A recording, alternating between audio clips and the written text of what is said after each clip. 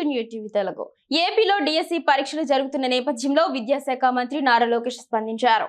ఆంధ్రప్రదేశ్ విద్యారంగంలో సమూల మార్పులకు నాంది పలుకుతూ రాష్ట్ర చరిత్రలోనే తొలిసారిగా 16,347 ఉపాధ్యాయ పోస్టులతో మెగా డిఎస్సి చేపట్టడం ఒక చారిత్రక ఘట్టమని అభివర్ణించారు.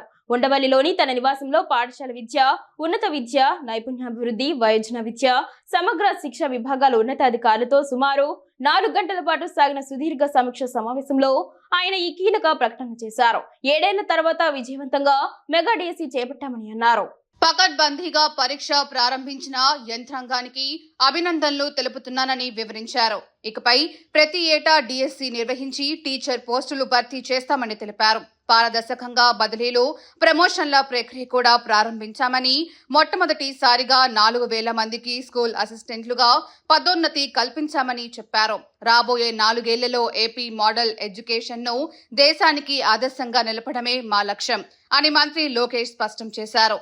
ఉపాధ్యాయుల బదిలీలు, పదోన్నతుల ప్రక్రియను కూడా పారదర్శకంగా, ఎటువంటి రాజకీయ జోక్యం లేకుండా నిర్వహిస్తున్నామని, వేలాది మందికి ప్రయోజనం చేకూరుతుందని వివరించారు.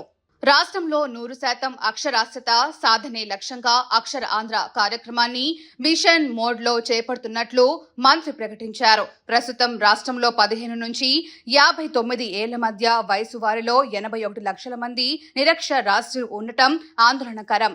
రాబోయే 3 ఏళ్లలో అక్షరాస్యతలో దేశంలోనే తొలి 3 రాష్ట్రాల్లో ఏపీ ఒకటిగా నిలవాలి అని అధికారులకు నిర్దేశించారు. యువతకు ఉద్యోగ, ఉపాధి అవకాశాలు మెరుగుపరిచేందుకు నైపుణ్యం యాప్ ను మరింత పటిష్టం చేయాలని, పరిశ్రమల అవసరాలకు అనుగుణంగా శిక్షణ కార్యక్రమాలు రూపొందించాలని స్కిల్ డెవలప్మెంట్ అధికారులకు సూచించారు. ఉన్నత విద్యలో సంస్కరణ దిశగా విశ్వవిద్యాలయాలన్నిటికీ ఒకే ఏకీకృత చట్టం తీసుకురావాలన్నట్లు తెలియజేశారు.